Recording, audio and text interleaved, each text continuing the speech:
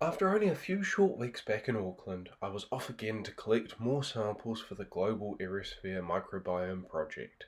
This time I'll be travelling around the Northern Hemisphere, collecting a series of low and high altitude samples, joined by my colleague Kevin Lee. Kevin provided assistance in all areas, including lab work, driving, and generally making the trip a lot more pleasant and safe given the tighter schedule and more challenging conditions we expected to face. Our first stop was Hilo, on the big island of Hawaii, where we would collect samples from the top of Mauna Kea, over 4,200 metres in altitude and home to a series of amazing telescopes used by researchers all around the world. This was so high that it was well above the clouds, perfect for us to capture air above the boundary layer where long-distance transport of microbes is possible, and in the middle of the Pacific with extremely limited surrounding human impacts.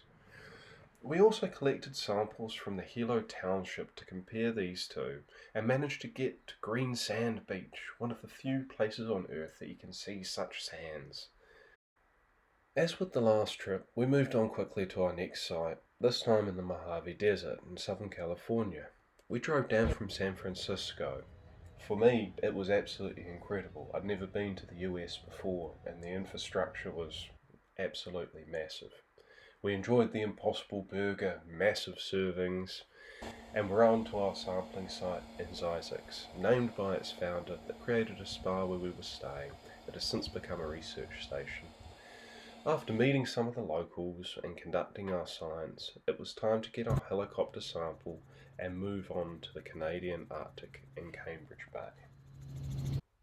This place was so different than Antarctica where I'd previously worked. So much life and moisture around every corner. Collecting samples in these varied conditions, from desert heat to polar cool, ends up being rather hard on your body, but this location was absolutely beautiful. We enjoyed the sights as much as we could, but we still did have a PhD thesis to mark while we were there. Once again, we enjoyed the local cuisine, the northernmost KFC in the world, and a muskox burger, before leaving for Madrid, where we had a wonderful local collaborator who managed to get us up into the mountains outside of Madrid, equipped with laboratory facilities and a comprehensive meteorological station, all well away from large numbers of people.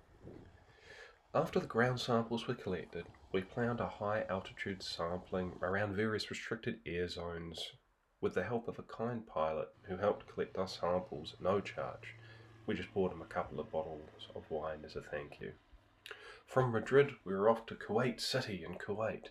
This was an amazing place with ginormous buildings looming overhead and a constant haze of dust while we were there, created by the extensive deserts in the area. We knew we were in the right place when we drove to our sampling location through visible desert dust winds. The seaside location was very picturesque, reminding us of Hawaii, but much hotter. The dust particles clogged the filters and insect baffles quicker and more significantly than I had ever seen before. It was the hottest and driest location sampled over the entire global survey. Finally, we were off to Mongolia, just making it under our new baggage allowance, grabbing some local currency, the turok, and staying overnight in Ulaanbaatar. The next day we got a detailed map of where we were going, a brand new remote camp our driver had organised for us, and then drove south through a shift in environments over the gently rolling hills of southern Mongolia towards the upper Gobi Desert. This was another beautiful sampling location, managing to get the perfect mix of isolation and modern conveniences. We could even use Wi-Fi more reliably than most of the last places we had visited. I was concerned about this leg of the trip, only knowing my Japanese collaborator who had ever visited there, but found it to be my favourite stop to date, with lots of animals, unique food and friendly people. The facility itself was quite impressive, although I was a little disappointed we ended up in the brand new foreigner accommodation instead of the traditional tents Mongolia is so well known for. We enjoyed the sights, the peace and quiet, and the incredible night sky, all while collecting our samples right in our back door.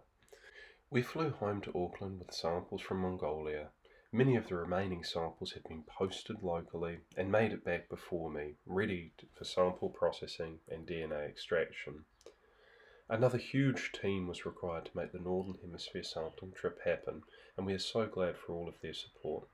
The hospitality and help shown to me by people all around the world was extremely humbling. Without them, I doubt I could have completed such an ambitious sampling regime with so much potential to answer significant questions. Thank you to everybody, and thank you for watching.